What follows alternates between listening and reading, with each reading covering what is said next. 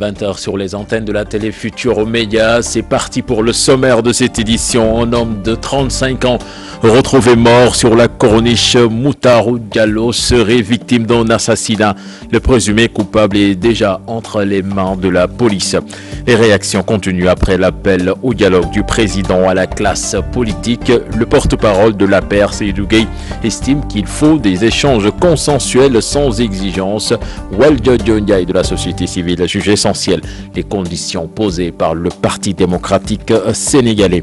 Les cris du cœur des populations de Darussalam ricotent dans la commune de Gandiol. Elles n'ont ni eau ni électricité, encore moins de pistes.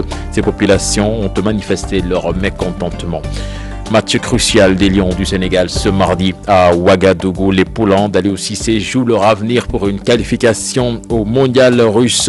Nous serons en ligne avec notre envoyé spécial qui a assisté à la dernière séance d'entraînement qui était plutôt à huis clos.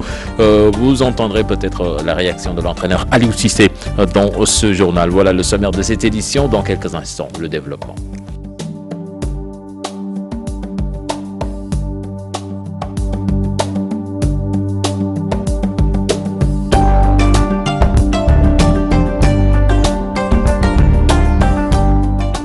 Bienvenue à toutes et à tous. Tout d'abord, ce meurtre au bloc des Madeleines sur la corniche. Un homme d'environ 35 ans qui appelé plutôt Moutarou Diallo a été assassiné sauvagement dans la nuit. Son corps sans vie a été acheminé à la morgue par les éléments des sapeurs-pompiers. La police qui a mis la main sur le présumé coupable a ouvert une enquête. Les détails avec nos reporters qui sont rendus sur les lieux, Alassane Ba et Pape Sangone Baye.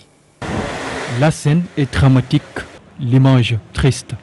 Un corps allongé sans vie sur la corniche au bloc des Madeleines. Un homme d'environ 35 ans du nom de Moutarou Diallo, assassiné. Man sank la ko yek sank lañ ma ko wa garas ma ñew ñu naan ma ko Moutar la te xam naa ko mu ñew xool ndax dëgg la moom la papaam sama mag la. Wow. Chauffeur de car rapide, son bourreau, Mamadou Dieng, a été appréhendé dans un marché par les éléments de la police et acheminé au commissariat central. Pour le moment, l'on ne sait pas encore l'origine de leurs différends. Yàlla xam na ne xaw ma. Amul woon benn antécédent bu ngeen ko am si ñoom. Xaw ma woon puisque man fan yëpp ñëw ma woon garas sànq laa ñëw ñu wax ma ne Moutar la comme xam naa ko ma ñëw di seetaan xool. C'est vers 10 heures passées que le meurtre a été signalé aux agents de la police. Une mort sauvage qui laisse la famille dans un désarroi total.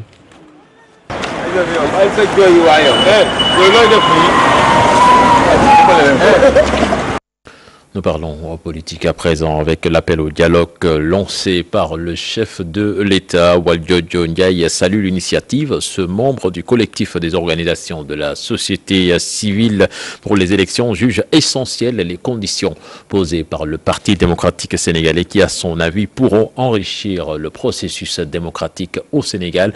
Il était l'invité du journal de 13h ce matin. Je vous propose de l'écouter. Il est interrogé par Chérif Dia.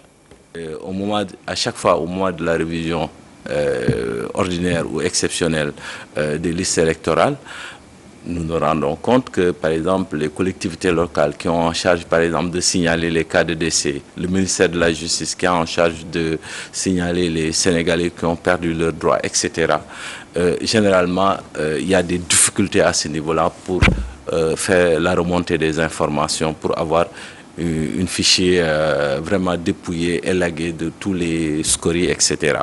Et sous ce rapport-là, moi, je pense qu'il est important, vraiment, que sur ce point précis, qu'il y ait une réponse positive. Maintenant, sur les autres points, par rapport à la Sénat, je pense que ça peut faire l'objet de discussions et trouver par exemple des pistes d'amélioration du fonctionnement de la Sénat et même sur les modes de désignation des membres, etc. Tout ça, ça peut être, on peut le mettre dans le panier.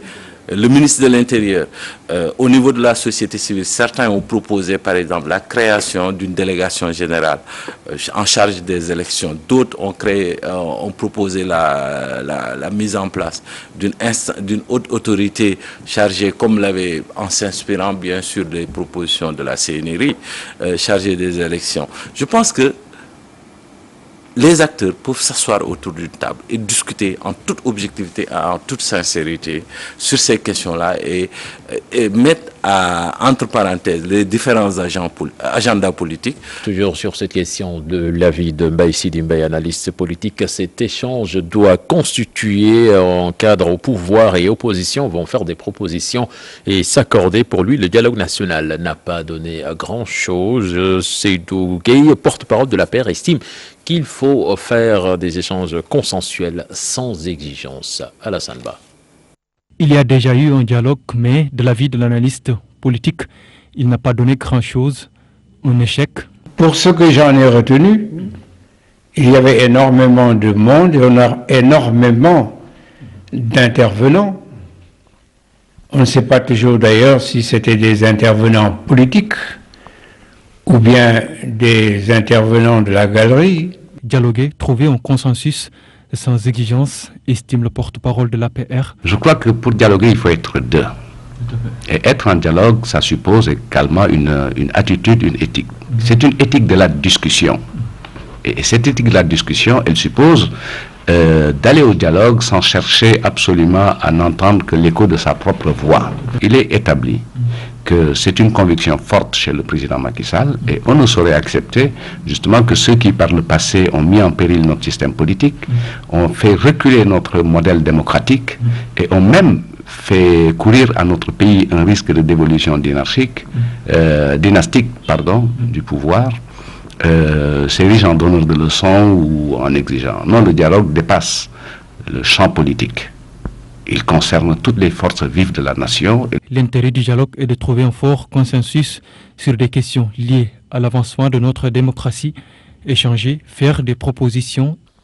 Il ne s'agit pas d'aller dans une rencontre pour valider les propositions du chef de l'État en se tapant dans le dos entre amis, entre copains, entre anciens camarades. Non, je pense que on va discuter des valeurs, ce qu'il faut faire, ce qu'il ne faut pas faire, comment on organise cela, avec qui et comment. Je pense que c'est ça le préalable. Si le président est d'accord sur ces questions, je pense que l'opposition devrait pouvoir quand même aller discuter avec lui. Je crois qu'il y a des questions qui doivent être à l'ordre du jour de ce dialogue. Autour de la table, il faut régler la question de la modernisation des partis politiques. Aujourd'hui, nous sommes devant une situation un peu paradoxale.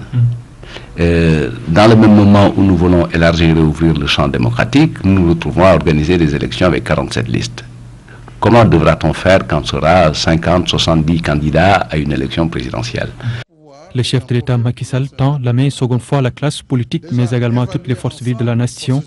Reste à savoir si cette main tendue, après les conditions fixées par les uns et les autres, sera finalement acceptée. Nous avons vu la difficulté des 47 listes. Puis le PDS pose ses conditions pour participer au dialogue initié par le chef de l'État. Entre autres, on peut citer l'audit du fichier, nomination au moins d'un juge constitutionnel par l'opposition, suppression de la Sénat. Des Sénégalais interrogés soutiennent que ce qui compte, c'est de le faire dans la sincérité pour le bénéfice de la nation. C'est l'essentiel de ce micro-trottoir réalisé par Mambiram Diouf. Il faut noter qu'actuellement, avec l'avancée de la démocratie au Sénégal, je pense qu'effectivement, l'opposition a son mot à dire quelque part, surtout pour la constitution du Conseil constitutionnel. Effectivement, l'opposition doit avoir son mot à dire. Je pense que si chacun fait un geste, si chacun fait ce qu'il faut faire, je pense que dans le dialogue, je pense que ça pourra aller. En tout cas, le PDS pose comme condition, c'est faisable? Non, c'est faisable. Je ne pense pas que en tout cas, c'est des conditions qu'il a posées. Peut-être c'est des conditions qui viennent d'être posées. On ne l'a jamais posé, ça n'a jamais existé. Mais je pense que dans le cadre toujours de bien faire, ça peut aller quoi. Le bureau, il a très bien fait d'appeler ce dialogue.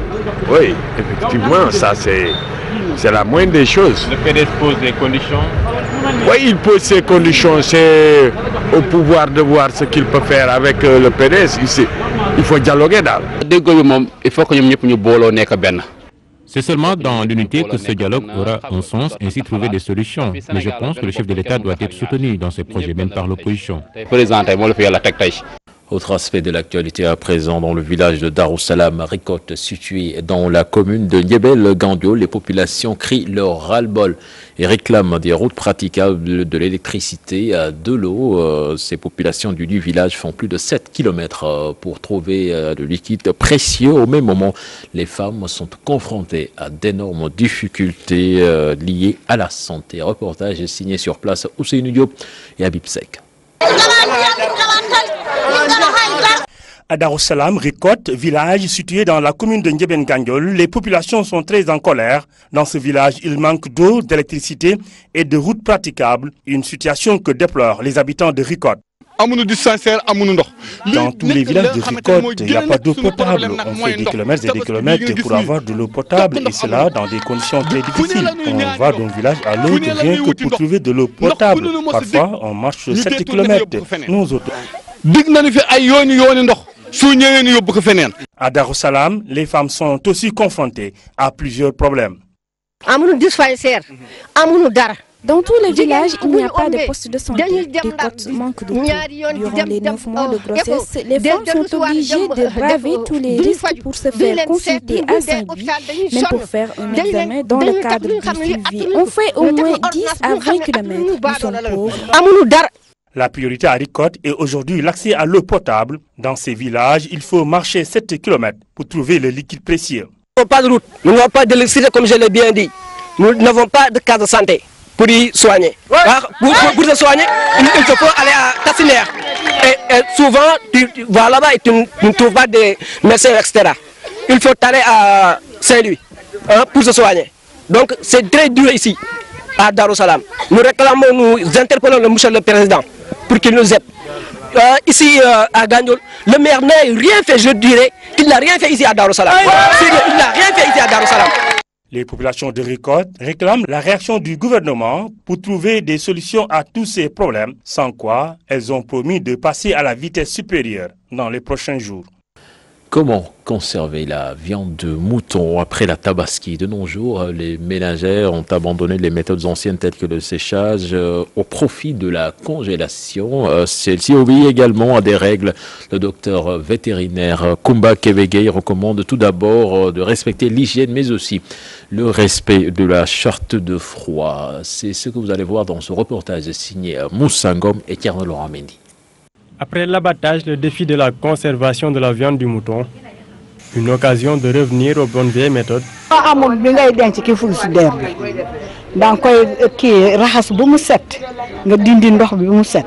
Après nga saaf di saaf bu mu dooree bu nga génne ko mu fee bu seddee ba pare nga def ko ki boon ngay tibb foofu di togg du def dara.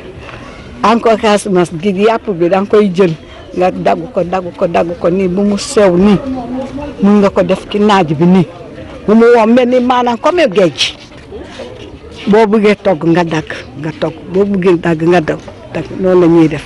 Des techniques traditionnelles pas très prisées par la plupart des ménagères à l'heure actuelle.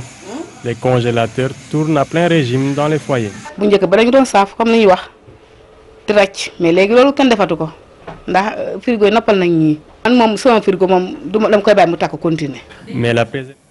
nous y reviendrons dans nos prochaines éditions. Au lendemain de Tabaski rime souvent avec de nombreuses absences dans les lieux de travail. À cela s'ajoutent les problèmes de transport. Certaines sociétés ont déjà pris les devants. Mambiram Diouf, Thierno Laurent Mendy.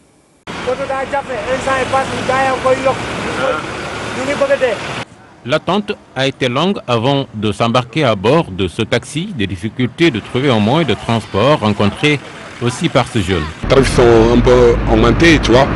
Ouais. C'est là pour prendre un taxi pour aller à la maison, bon, maximum, comme j'ai là et j'habite à Liberté 4. Bon, pour aller là-bas, c'est un qui propose 3 000, 4 000. Les bus Tata, qui font également partie du décor, ont vu leur nombre réduit. Lendemain de Tabaski oblige. Cependant, pensez à bien réguler, c'est ce que souhaite ce receveur. Beaucoup de mes camarades ne fêtent pas la Tabaski à Dakar, du coup, impossible d'assurer toutes les lignes. Une bonne régulation justement pour assurer le transport de ceux présents dans la capitale, c'est ce que la direction générale de Dakar Demdik dit faire. Il y a juste une question de régulation, c'est-à-dire on réduit le trafic pour répondre à la demande et adapter. Ça s'appelle la régulation. On ne peut pas faire sortir de bus qui roulent à un tiers rempli s'il n'y a personne à Dakar. Aujourd'hui, les rues sont désertes, comme vous pouvez le constater. Mais le service public du transport est là. Tout le monde est là.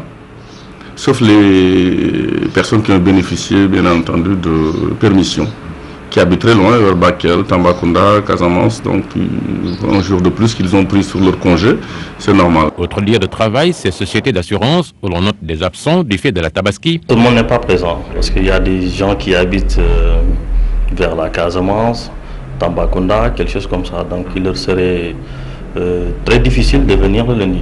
Nombreux sont ceux qui s'absentent à leur lieu de travail le lendemain de la Tabaski, une période durant laquelle se déplacer est un casse-tête. Dakar Demdik se donne les moyens pour faire face à la forte demande en matière de transport. L'arrivée de 125 bus commandés plus 150 autres est annoncée pour bientôt. Le directeur général de la boîte, Maître Moussa Diop, que nous écoutons au micro de Mambiram Diouf. Pour une phase pilote, il fallait déjà centraliser et vraiment montrer aux gens de façon très concentrée que le projet, il est là. Après, on va s'adapter. Il faut qu'on s'adapte. Il y a une nouvelle commande de bus qui est en cours, hein, je ne le cache pas. Nous s'entendons avec des banquiers parce que c'est un projet très bon pour les Sénégalais. Et aussi un projet qui, aujourd'hui, au niveau de Dakar Demdik, quand même, un truc d'oxygène. 45 aujourd'hui, mais 125 de commandes, mais également 50 qui viendront sur un projet gouvernemental. Aujourd'hui, Dakar Demdik, Sénégal Demdik se porte beaucoup mieux. On est rigoureux. C'est pas facile, mais la gestion, c'est la tête. Mais également, il faut y mettre du cœur. La Corée appuie le Sénégal avec du matériel agricole destiné aux producteurs de la vallée du fleuve d'un coût global estimé à plus d'un demi-milliard de francs CFA. Le Sénégal copie ainsi le modèle coréen pour atteindre l'autosuffisance en riz afin de mieux accompagner les producteurs à produire du riz de qualité. Là-dessus, nous écoutons El Hadji Traoré, directeur scientifique de l'ISRA. Nous sommes aujourd'hui donc en train de réceptionner, ce n'est pas encore l'inauguration de ce qui sera installé, mais au moins une réception de matériel qui est issu de la coopération entre le Sénégal et la Corée à travers l'agence de coopération internationale de Corée qu'on appelle KOICA. C'est un projet de plusieurs millions pour l'ISRA. Pour seulement ce qui est l'ISRA, c'est environ, si on fait le taux de conversion du dollar, c'est pratiquement 500 à 600 millions de francs CFA que nous avons exécuté en 2 ans. Quand on parle de Corée, l'appui de la Corée dans la recherche agricole, notamment l'autosuffisance de riz dans le moyen terme, le court et long terme, je crois que c'est important. Je l'ai dit hier, nous avons KOICA, mais nous avons aussi d'autres instruments de coopération avec la Corée qui sont actuellement à l'ISRA et qui permettent de travailler dans le domaine de la recherche agricole de façon générale, mais de la production de riz de façon particulière. La Corée est un modèle parce que la Corée, à l'indépendance, disons, après la Seconde Guerre mondiale, était un pays aussi qui avait des problèmes, c'est-à-dire qui était classé comme un pays très pauvre. Aujourd'hui, la Corée, on parle de pays émergent, mais je pense que la Corée dépasse même l'émergence et que la pays même peut considérer comme un pays développé. En tout cas, la Corée a fait beaucoup de pas et c'est cette expérience que la Corée a sur le domaine agricole, sur le domaine technique, sur le domaine du savoir-faire qu'elle est en train de partager avec les pays africains comme le Sénégal.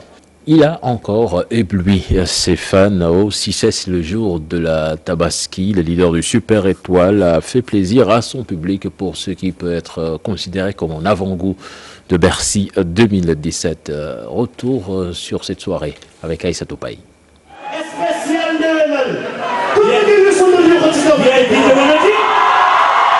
Un déwénal pas comme les autres. De la bonne musique, une ambiance de folie, des musiciens au top, délicieux cocktails. Ce à quoi s'attendent les jolies filles venues assister au concert de Youssou Ndour, servi un jour de l'Aïd el-Kébir. Quand je sors, c'est surtout pour assister à un concert de Youssou Ndour. Après la fête du mouton, normalement les gens sont fatigués. Mais nous ne raterions pour rien au monde ce spectacle. J'aime Youssou Ndour. J'adore sa musique. Yité me fait déhancher. Quant aux musiciens, ils promettent de mettre le feu Ça promet. Nous allons chanter les chansons du dernier album. Youssou Ndour, comme d'habitude, a des surprises rien que pour ses fans. Comme d'habitude, on va partager avec le public ce qu'il y a de meilleur et communier avec lui. Ça va être super. On va casser la baraque. Un spectacle grandiose assuré par le leader du Super Étoile dès l'ouverture du concert.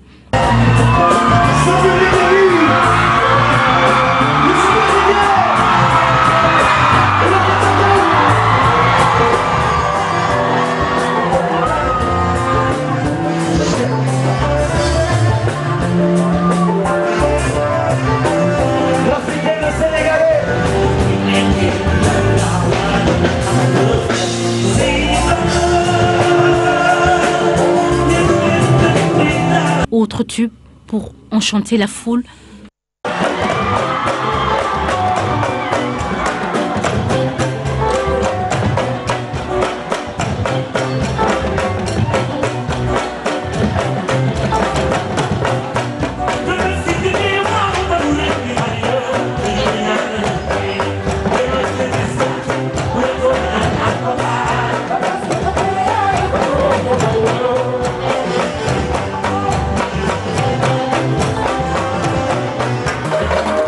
Top départ, comme qui dirait, pour un Bercy 2017 qui s'annonce sous les auspices. L'actualité internationale à présent qui nous conduit au Gabon, en Côte d'Ivoire et au Kenya, où l'enquête sur l'incendie dont lycée pour filles a livré ses premiers secrets. Le bilan a aussi été revu à la hausse. En vrai, ici, signé Daniel Diouf. On en sait davantage sur l'incendie qui a ravagé samedi en lycée pour filles de Nairobi au Kenya. Face à la presse ce lundi, le ministre kényan de l'Éducation a annoncé que le sinistre était un acte criminel. 9 lycéennes ont péri dans cet incendie selon un nouveau bilan. Pour rappel, le feu s'était déclaré samedi à 2 h du matin dans le dortoir du lycée qui accueille environ 1000 adolescentes âgées pour la plupart de 14 à 18 ans dans le quartier de Kibera à Nairobi. Le lycée a été fermé pour les 2 prochaines semaines et les élèves choqués, pour nombre d'entre elles, ont été renvoyés dans leur famille. Le Kenya qui va organiser une nouvelle élection présidentielle le 17 octobre prochain et l'opposera le président sortant Uhuru Kenyatta au leader de l'opposition Raila Odinga après l'invalidation par la Cour suprême du scrutin du 8 août pour irrégularité. C'est ce qu'a annoncé lundi la commission électorale. En Côte d'Ivoire, 96 prisonniers se sont évadés dimanche de la prison de Katiola, à 45 km au nord de Bouaké, selon l'AFP qui cite une source sécuritaire. Ces prisonniers se sont évadés entre 5 h et 6 h du matin ce dimanche. Un responsable de la prison joint au téléphone par l'AFP a confirmé l'information. Ce sont des lieutenants du célèbre Yakou, le Chinois, un ex-prisonnier qui a été tué, qui sont à la base de cette évasion massive, a précisé une source judiciaire à Katiola. Les détenus sont passés par le toit de leurs cellules pour regagner d'autres cellules et ils ont profité de la sortie des corveillables pour casser le grand portail et prendre la fuite. Au Gabon, les autorités ont pris des mesures conservatoires pour parer à toute éventualité d'insurrection, après le message à la nation de l'opposant Jean Ping qui appelle au soulèvement populaire afin d'évincer son rival Ali Bongo du pouvoir. Dans son message, Jean Ping a enjoint le peuple d'organiser dès aujourd'hui et sans limite jusqu'au départ de Bongo toute manifestation civique. Dans la foulée, le ministre de la Communication a interdit à tous les médias de diffuser les messages des opposants qui appelleraient à la désobéissance civile. La télévision privée Nazareth, qui a diffusé l'ensemble des déclarations de Jean Ping, en a fait les frais. Elle est interdite de diffuser tout message politique sur 1 mois. Le ministre de l'Intérieur gabonais, lui, a pris des dispositions similaires. Jean Ping et bien d'autres personnalités sont frappés par une mesure provisoire d'interdiction de sortie du territoire national.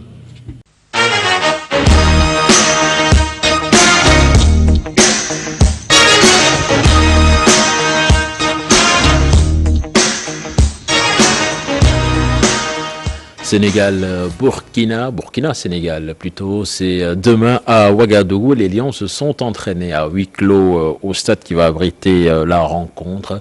Et là-dessus, nous allons écouter l'entraîneur national qui soutient que ces joueurs sont déterminés à faire un résultat en terre burkinabé. Il est avec nos envoyés spéciaux, Mamadou Ndiaye et Khadim Sissé.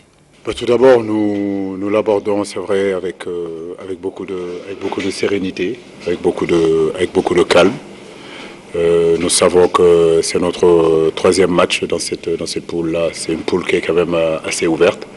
Donc, à mon avis, en tout cas, à mon sens, qui se jouera jusqu'à la fin. Donc, demain, on va rencontrer le Burkina, qui, je cite, restera de toute façon notre adversaire direct. C'est vrai qu'il y a 2 jours, samedi, on a fait match nul chez nous. Maintenant, comme je dis, nous devons continuer à être dans la reconquête et la conquête justement de maximum de points. Et nous venons ici aussi pour ça. Le voyage s'est plutôt bien passé, on a bien voyagé, les garçons ont bien récupéré. Et comme vous avez eu à le dire, c'est un match important. Donc justement, je pense que tout entraîneur, tout joueur se prépare, en tout cas tout professionnel se prépare pour jouer ces genres de matchs-là. Donc on sera prêt pour ce match-là, il n'y a aucun souci là-dessus. On y est, on essaie de leur transmettre ça, on essaie de leur faire comprendre tout simplement les réalités du football africain. Car c'est important. Donc, à partir du moment qu'ils reviennent ici dans le continent, il faut qu'ils redeviennent en fait des Africains, parce qu'en Afrique, il y a ces réalités. Seul le talent ne suffira pas. Il faut être capable de batailler partout en Afrique, partout dans ce continent-là. Ils commencent à s'adapter à ce discours-là, ils commencent à le comprendre. Donc je sais que demain il y aura pas de problème, on aura ce mental-là, et comme je vous le dis, je sens un groupe vraiment déterminé pour faire un bon résultat demain. Donc nous serons prêts.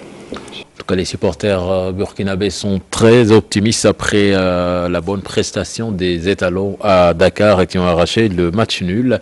Ils pensent que leur équipe pourra battre le Sénégal à domicile. Les détails avec nos envoyés spéciaux, Mamadou Ndiaye et Khadim Sissé. Avenue Monganama Zomre, ce lundi matin, la température affiche 29 degrés. Ici, les mototaxis Jakarta campent le décor. Le match retour Burkina-Sénégal, un sujet d'actualité.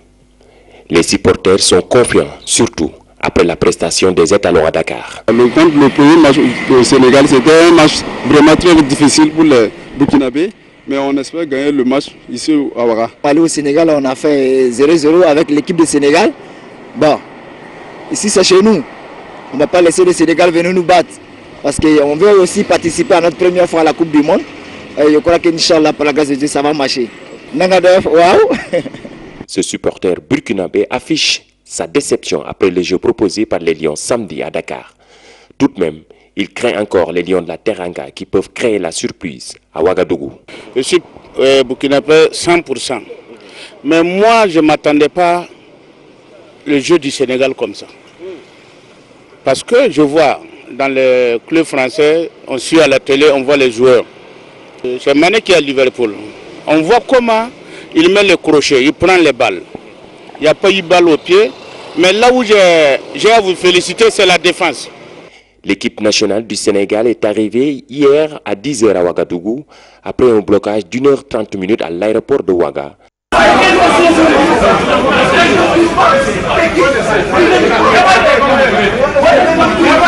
Les hommes de Cissé vont effectuer leur première séance d'entraînement ce soir à 18h au stade du 4 août.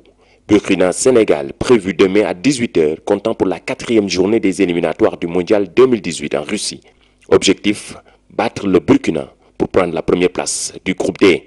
Puis le Sénégal continue à souffrir face aux grands d'Afrique depuis l'avènement d'Aliou Cissé. C'est quoi le problème? Où se trouve le blocage? Élément de réponse dans ce sujet signé Pape Farani et Diafaraba. Aliou Cissé n'y arrive pas. Face aux grosses cylindrées d'Afrique, c'est soit une défaite, soit un match nul pour l'équipe nationale du Sénégal. À chaque fois, l'équation tactique posée par l'adversaire chamboule tout le projet de jeu des Lions.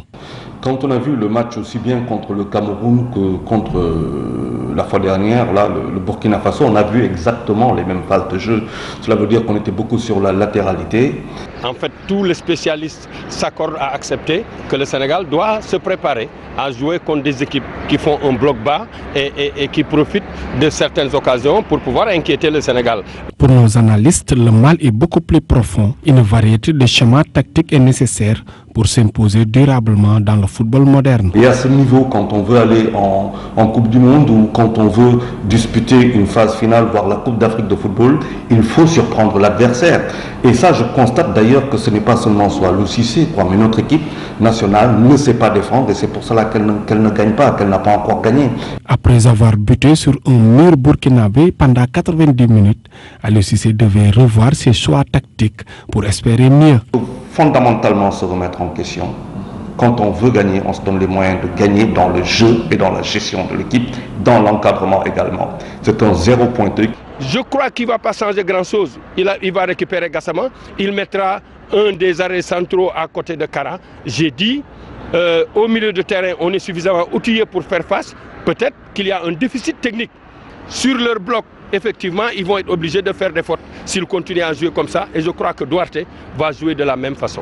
Belle équipe sur le papier, la sélection nationale du Sénégal déçoit à chaque fois sur le terrain ces derniers temps. Il manque à la génération de Sadio Mané de remporter un match référence pour le déclic. La rencontre face au Burkina Faso à Ouagadougou constitue une belle occasion pour y parvenir. Faranig, merci. C'était le dernier élément de ce journal. Retrouvez l'information à 0h avec le tout en images. Excellent suite de programme en compagnie de la télé Futur Média. Au revoir.